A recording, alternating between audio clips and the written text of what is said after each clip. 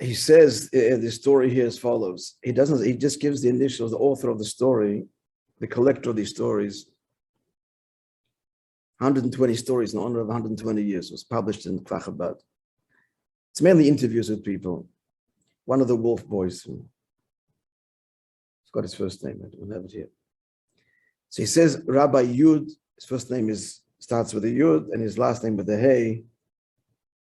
Obviously, the interviewer didn't want his name to be known. So he lives now, he says, in one of the suburbs of Yerushalayim.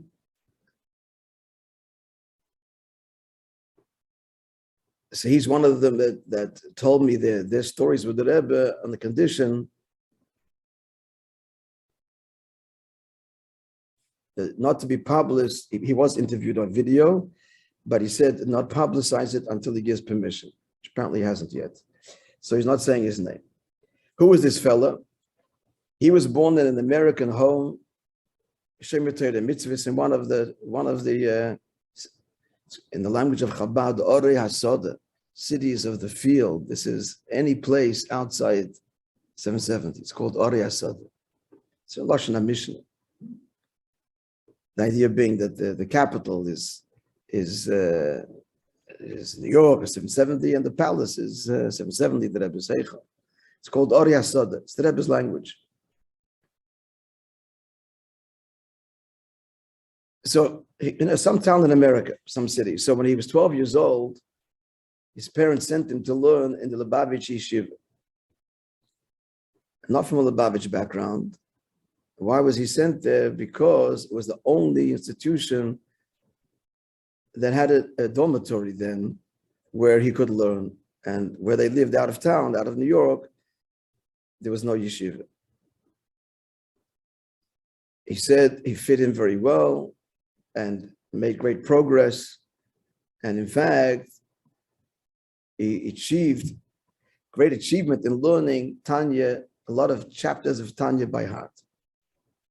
So half a year later, in honor of his bar mitzvah, he was in Yechidus.